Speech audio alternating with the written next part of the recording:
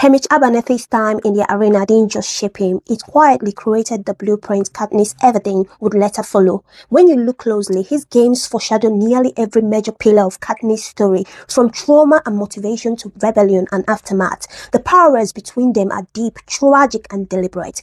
Let's dive in. Both Haymitch and Katniss come from families carved by the same kind of grave. Haymitch's father died in a cold mine fire, leaving his mother alone with two boys, Haymitch and his younger brother Sid. Decades later, Katniss' father would also die in a mining explosion, leaving her mother emotionally shattered and forcing Katniss to become the provider and protector for Panem. Two tributes from District 12 born into parallel tragedies, two childhoods shaped by loss long before either ever saw the capital. Even the way they enter the games mirrors each other. Haymitch was not originally chosen. Woodbine was raped until he panicked, ran, and was shot by peacekeepers. When his mother begged to hold her son's body, they refused. Lenore Dove, Haymitch's lover, stepped in to help.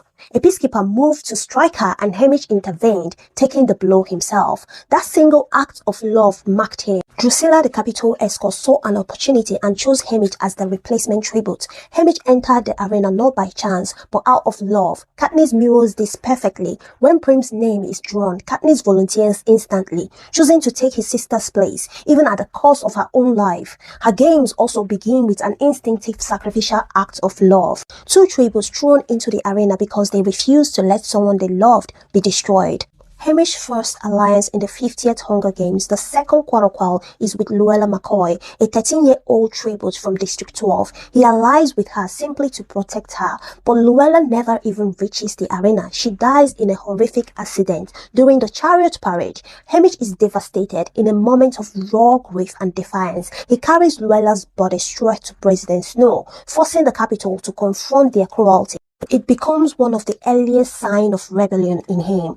The same spark Katniss will later carry, but the capital doesn't care about grief. The capital cares about spectacle. Instead of honoring Luella, they create a replacement, Lulu, a girl styled and altered to look exactly like Luella, so she can take her place as District 12's tribute. Her origins seem to trace back to District 11. She sings a District 11 folk song noted by Chicory, but the capital reshapes her into Luella's double, and because of that resemblance, Haymitch protects her too. This makes his second alliance even more tragic. Haymitch grows attached to Lulu, just as the capital intended, and once again he loses her. Lulu dies after inhaling poison in the arena. Haymitch breaks. He hides her small body in the densest trees, trying to protect her even in death. He refuses to let the capital turn her into entertainment.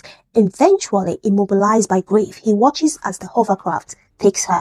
Haymitch loses two girls he tried to protect, one real, one altered, both innocent, both doomed, and this mirrors Katniss exactly. Katniss forms her alliance with Rue, the 12-year-old tribute from District 11, for the same reasons. Rue's kindness, innocence, and vulnerability awakens Katniss' instinct to protect. Rue reminds Katniss of Prim, small, gentle, and far too young for the horrors of the arena, which makes Katniss even more determined to keep her safe. But Rue dies too, and Katniss refuses to let the capital erase her. She surrounds Rue's body with flowers, a gesture of defiance and humanity. Her message mirrors Haymitch's grief. This child mattered. Her life mattered. You don't get to erase her. Both Haymitch and Katniss form alliances rooted in compassion, are drawn to the young and vulnerable, fail to save the ones they protect, turn grief into rebellion. And just as Haymitch could not save Luella and Lulu, Katniss later loses Prim, the very child Rue reminded her of. Both tributes face the same devastating truth. They were unable to protect the innocent lives they cared for most. Both Haymitch and Katniss leave behind someone special in District 12. Haymitch leaves Lenore Dove, the love of his life, the person he hopes to survive for. Katniss leaves Gale, her only true friend and confidant. Long before she realizes her feelings for Peter, Katniss makes it clear she wants to return home to Gale. He's her anchor just as Lenore is for Haymitch. Both tributes enter the arena with love waiting for them, shaping their decisions and motivations. Snow's early intervention, a foreshadowed threat. Haymitch's defiance draws Snow's attention early, and Snow's warning to him is direct, cold, and deeply personal. After Haymitch carries Luella's body to him, Snow summons him later for a private confrontation and makes the threat unmistakably clear. From here on out, your behavior decides what happens to Leno, Sid, and your mother. I will orchestrate your death based on your choices. There is no metaphor, no subtlety, only a promise that the people Haymitch loves will suffer if he steps out of line. Years later, Snow repeats the same tactic with Katniss after the Nightlock berries and her tribute to rage. Snow demands she convince Panem and convince him that she is truly in love with Peter, not for show, not for strategy, but for survival. Because if she fails, Snow tells her plainly, her family and friends will die. Both tributes are forced into a new game, a game of obedience, fear, and protecting the ones they love from Snow's retaliation. The no victor parallel, breaking the games from within.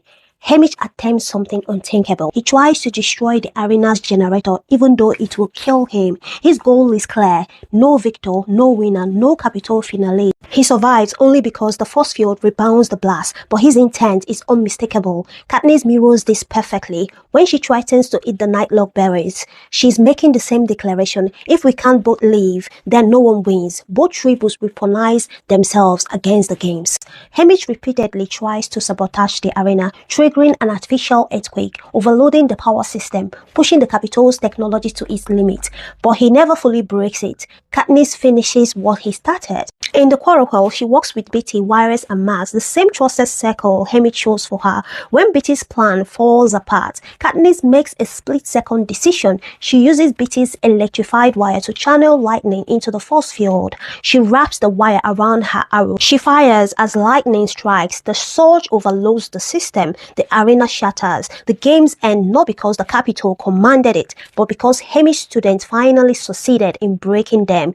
Two tributes, decades apart, united by the same belief. If the Capitol won't stop the games, then we will. Snow's retaliation, parallel punishments. The Capitol punishes Haymitch brutally for his defiance. Snow calls it his homecoming. When Haymitch returns to District 12, Snow retaliates by burning his entire family alive, a lesson in Capitol control and cruelty. Years later, Katniss faces the same punishment. After her defiance and her growing influence, Snow bombs District 12, destroying the only home she has ever known. Although Gale manages to save her mother and Prim, Katniss loses nearly everyone else she grew up with.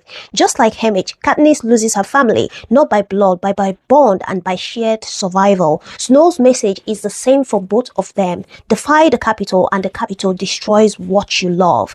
If you enjoy this breakdown, please don't forget to boop the like button and subscribe for more Hunger Games deep dives.